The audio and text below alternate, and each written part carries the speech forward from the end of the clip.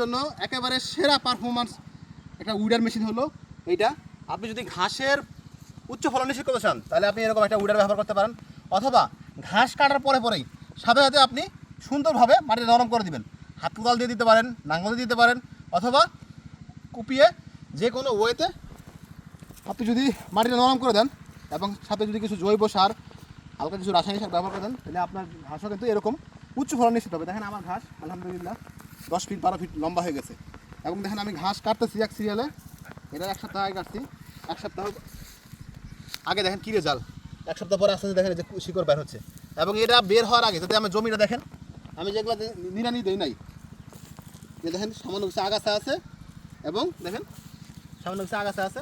এবং যখন আমি মেশিন দিয়ে নিড়ানি দিচ্ছি তখন দেখেন এটা উইডার মেশিন, রেজাল্ট দেখেন মাটি একেবারে ঝুরঝুরে।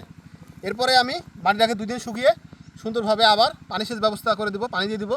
পানির সাথে কিছু ডিএপি সার এবং কিছু জিপসাম সার ব্যবহার করে দেবো, এবং হালকা কিছু আমি এই যে আপনার জৈব সারের মধ্যে মাটির সাথে ছিটিয়ে দিচ্ছি, মাটির সাথে মিক্স হয়ে যাচ্ছে। একেবারে ঘাসের উচ্চ ফলন নিশ্চিত হবে। প্রথম কাটিংয়ে আমার এরকম, দ্বিতীয় কাটিংয়ে দেখেন কী পরিমাণ ব্রাঞ্চ বের হচ্ছে, এই যে দেখেন কী পরিমাণ বের হচ্ছে।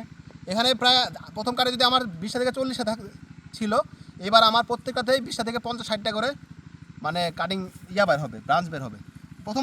প্রথমবারে একটু কম থাকে, 5টা থেকে 10টা 20টা পর্যন্ত থাকে। আর এবার সবগুলোতেই একদম 10টা থেকে 40টা 50টা পর্যন্ত ব্রাঞ্চ এগুলো যে এরকম শাখা বের হবে, এবং বড় বড় ঝোপ হবে, এবং ঘাসের আপনার ফলন খুবই ভালো হবে। আমি দেখেন আরেকটা মেশিনে দেখাই, আমার মেশিন খুব ব্যবহার করা খুব সিম্পল।